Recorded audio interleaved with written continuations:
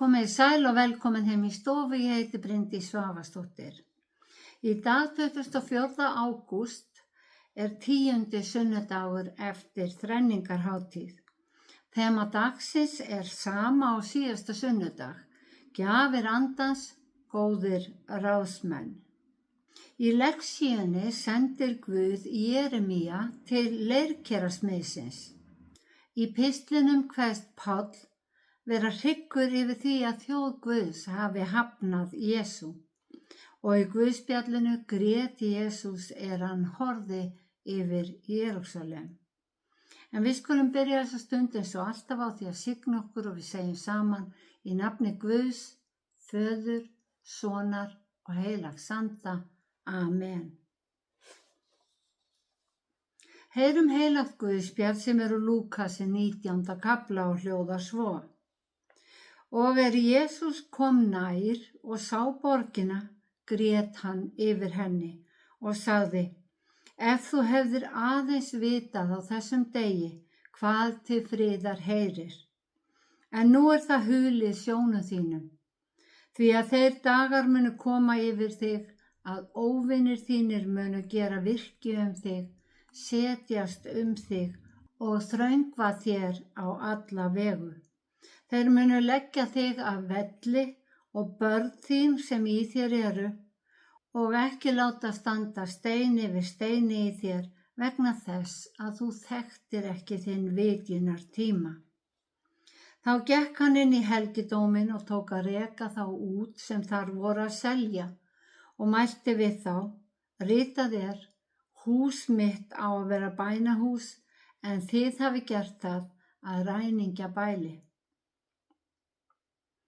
Daglega var hann að kenna í helgidóminum, en æðstu prestarnir og fræðimennirnir svo og fyrirmenn þjóðarinnar leituðust við að ráða hann af dögum, en fundu eigi hvað gera skyldi því að allt fólkið vildi ákaft hlýða á hann. Þannig hljóðar hið heilaga Guðspjall. Já, þema dagsins gjafir andans, góðir ráðsmenn. Við vitum að Guð valdi Jerúsalem sem sitt höfuðdjást því að hann valdi þessa borg fyrir musteri sitt. Musterið hefur verið byggt upp tvisvar en í bæði skiptin lagt í rúst. Salómon konungur, sonur Davíðs, byggði fyrra musterið, en byggingu seinna musterisins sem hafði staðið yfir í 46 ár var lokið þegar Jesús tók til starfa. Og eins og mun koma fram í textanum á eftir, þá verður þriðja musterið ekki byggt, því að Jesús verður hið himneska musteri. Í Guðspjallinu hafði Jesús rekið menn burt með sölubúðirnar úr helgidóminum og ráðamenn gyðinga spurðu, hvaða tákn getur þú sýnt okkur að þú megir gera þetta? Jesús svaraði, brjótið þetta musteri og ég skal reisa það á 3 dögum.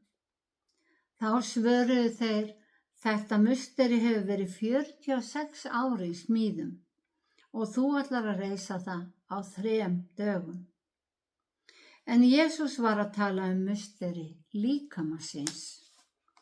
Þarna vísaði Jesús til þess að hann myndi rísa upp á 3. degi. Opinberunarbók Jóhannesar, sem spádómsbók Nýja testamentisins, segir að fram að efsta degi verði musteri Guðs á himnum vitnisburðar tjaldbúð. En eftir að Jóhannes sá hinn nýja himinn og hina nýju jörð koma niður úr skýjum himins, þá sá hann ekki musteri í henni, borginni, því að Drottinn Guð hinn alvaldi musteri hennar og lambið. Og borgin þarf hvorki sólar né tungls til að lýsa sér, því að dýrð Guðs skín á hana og lambið lampi hennar. Á eyðimerkurgöngunni notuðust menn við tjald, því musterið varð að vera færanlegt og til bráðabirgða þar til musteri úr steini yrði byggt.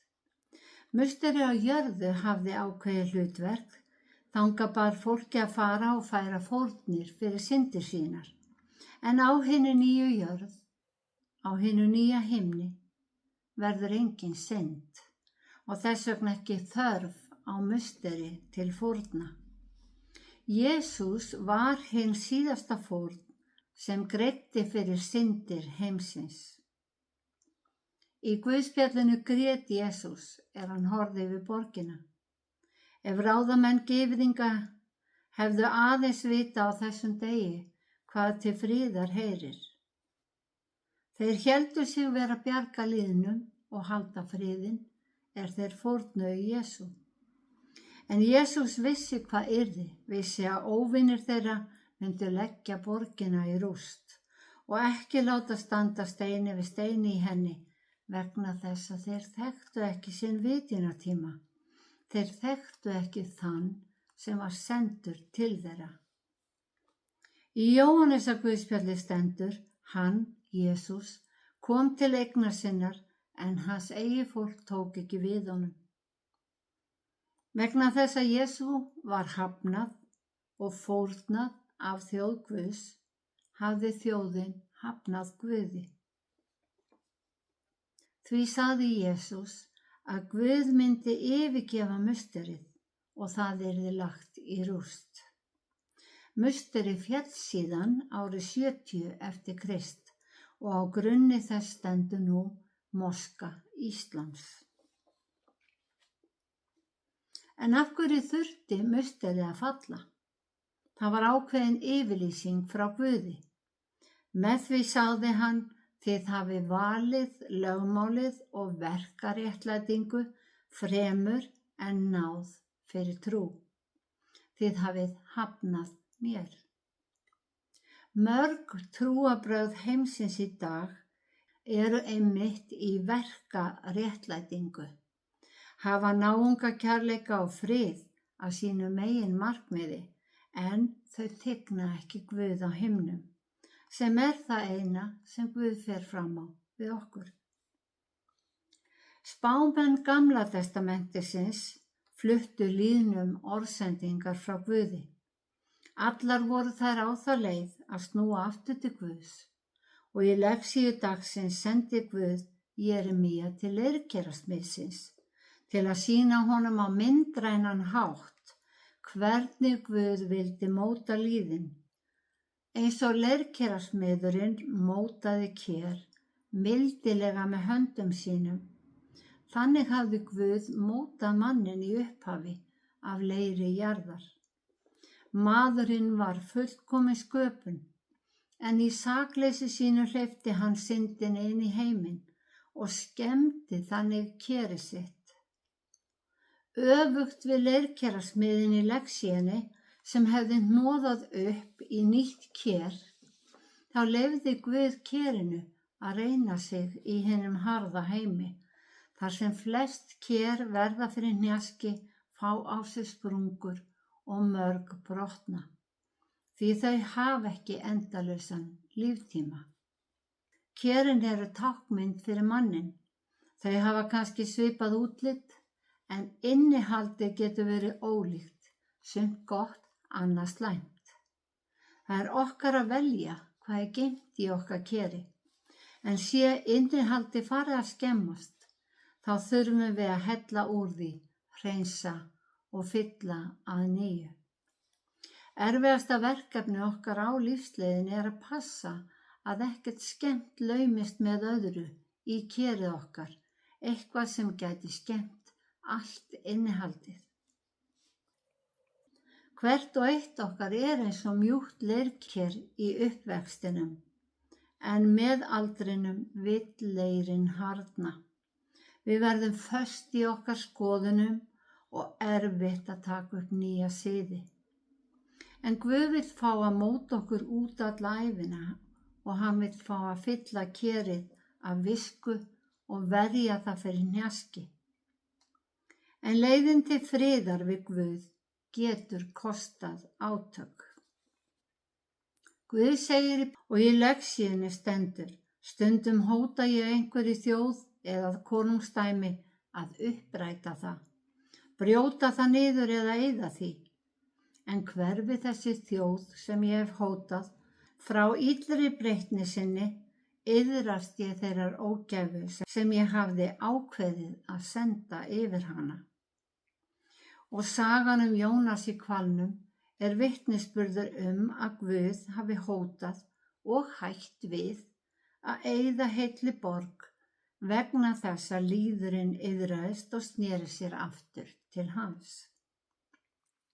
Stundum þarf að hóta til að knýja fram breytingar, en sá sem hótar verður að vera tilbúinn að standa við hótunina. Leiðin til friðar við Guð getur kostað okkur átök við okkur sjálf. Við erum stundum okkar versti óvinur, eigum það til dæmis til að halda í ósiði og erum þess vegna ekki alltaf góðir ráðsmenn í okkar eigin lífi. En Guð vill hjálpa okkur til þess að halda okkur á veginum til hans. Hann vill hjálpa okkur að hafa gott innihald í kerin okkar. Hann sendi heilagan anda hjálparan okkur til stuðnings. Páll postuli fékk að kynnast því hvað er erfitt að taka sinnaskiptum. Páll taldi sig þjóna Guði með verkum. Hann var farisei og kunni ritningarnar, en svo mætti hann Kristi á veginum til Damaskus og það breytti lífi hans. Hann skrifar í pistlinum að hann sé hryggur yfir að ættmenn hans, Ísraelsmenn, sem áttu frumburðaréttinn, það voru útvalin þjóð Guðs, þjóðin sem lifði eftir lögmálinu, hafði helgihaldið, sáttmálana og fyrirheitin, að þeir skyldi ekki taka við Jesú og viðurkenna hann sem sendiboða Guðs. Kjörin þeirra voru orðin hörð, þau voru full af reglum og boðum, en hjörtu þeirra voru langt frá Guði. Já, þema dagsins er gjafir andans góðir ráðsmenn. Fræðimenn telja að Jesús hafi verið 30 þegar hann hóf boðunastarfið og að hann hafi starfað í 3 ár á jörðinni. Kannski voru það 3,5 ár eða 1260 dagar sem er spádómstala sem er nokkru sinnum nefnd í Biblíunni. En þegar starfi Jesú lauk steig hann upp til himins, en hann skildi mannkynið ekki eftir munaðarlaust. Hann sagði: ég kem til ykkar. Þegar ég er farin burt og hef búið ykkur stað, kem ég aftur og tek ykkur til mín svo að þið séu einnig þar sem ég er. En þar til að ég kem aftur, mun hjálparinn, andinn heilagi, sem Faðirinn mun senda í mínu nafni, kenni ykkur allt og minni ykkur á allt það sem ég hef sagt ykkur. Frið læt ég ykkur eftir, minn frið gef ég ykkur. Ekki gef ég ykkur eins og heimurinn gefur. Hjarta þitt skelfist ekki né hræðist. Þú heyrðir að ég sagði við þig: ég fer burt og ég kem aftur til þín. Sem hluti af hinni heilögu þrenningu er Guð með okkur í líki heilags anda og andinn hjálpar okkur að hafa innihaldið í kerin okkar fest af orði Guðs, kærleik hans og friði, svo blessanir hans flæði okkur. Þessar gjafir andans hjálpa okkur að gera okkur að betri ráðsmönnum í okkar eigin lífi. Drottinn blessi þig og varveiti þig. Drottinn láti sína ásjón lýsa yfir þig og sé þig náðugur. Drottinn upplyfti sínu augliti yfir þig og gefi þig frið. Í Jesú nafni. Amen.